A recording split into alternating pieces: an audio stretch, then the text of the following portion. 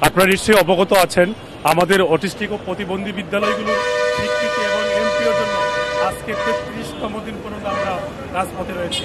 এখনো পর্যন্ত সমাজ কল্যাণ মন্ত্রণালয় আমাদের বিদ্যালয়গুলো নিয়ে কোনো সুনিশ্চিত সিদ্ধান্ত দেয়নি।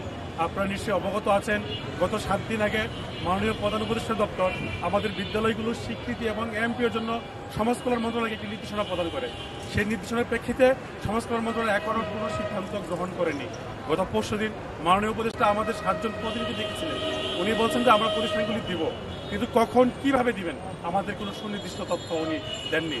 তাই বাধ্য হয়ে আমরা রাজপথে রয়েছি। আজকে আমাদের ১২টা ৩০ মিনিটে বিক্ষোভ মিছিল রয়েছে এবং আগামী রোববার ১২টা ৩০ মিনিটে আমরা লং মার্চ টু যমুনা করছি এবং যমুনা অবরুদ্ধ করে আমরা আমাদের বিদ্যালয়গুলোর স্বীকৃতি এমপিওর সুনিশ্চিত সিদ্ধান্ত আমরা রোববারে নিতে চাই। আপনারা নিশ্চয় জানেন যে আমাদের শিক্ষকরা অনেক দরিদ্র। তারা আজকে ১৭ বছর এই প্রতিষ্ঠানগুলির চালেও এখনো তারা ন্যূনতম যে স্বীকৃতির আওতায় আসেনি। তারা কোনো বেতন ভাতার আওতায় আসেনি। তারা বিনা বেতনে পড়াচ্ছেন। আমাদের শিক্ষার্থীরা এখন চরম ক্ষতির মুখে হচ্ছে। আমাদের সকল প্রতিষ্ঠান বন্ধ রেখে আমরা রাজপথে নেমেছি আমাদের অধিকার আদায়ে। আমাদের শিশুদের এই বিদ্যালয়গুলোর স্বীকৃতি এমপিও চূড়ান্ত ফয়সালা টানার জন্য আমরা রাজপথে রয়েছি। এই প্রতিবন্ধী শিশুদের শিক্ষা ব্যবস্থার দারুণ ক্ষতি হচ্ছে।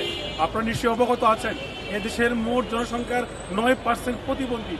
এই প্রতিবন্ধী শিক্ষার্থীদের সমাজের বাইরে রেখে একটি সমাজ কখনো সভ্য হতে পারে না।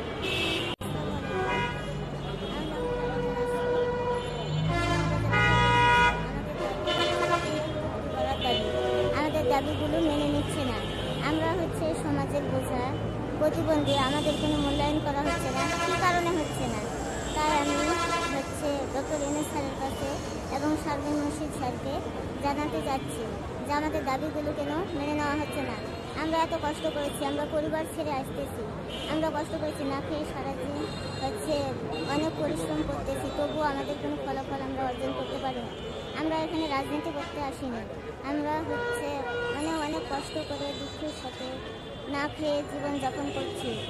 অনেকেই অসুস্থ হয়ে পড়তেছে, তাদের ওষুধ সেবা দিতে তাদেরও আমরা কোনো ফলাফল পাচ্ছি না। আমাদের দাবি যেন অচিরে ১৭৭২টি স্কুল, প্রতিবন্ধী স্কুল